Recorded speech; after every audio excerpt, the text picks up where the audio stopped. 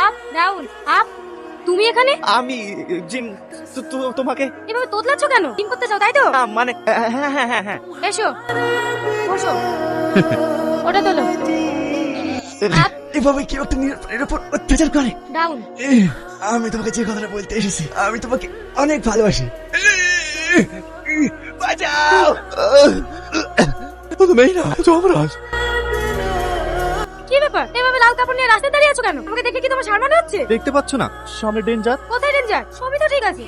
আমি ভীষণ ডেঞ্জার অবস্থায় আছি। মানে? আমার তোমাকে প্রথম দেখার পর থেকে কোনো কিছুই ভালো লাগছে না। সবসময় তোমার কথা মনে পড়ছে, তোমার সঙ্গে কথা বলতে ইচ্ছে করছে, তোমার সঙ্গে দেখা করতে ইচ্ছে করছে, কিন্তু জানি না এগুলো কেন হচ্ছে। মনে হচ্ছে তুমি ছাড়া এই জীবন পুরো শুরু। তাই আবারও বলছি আই লাভ ইউ।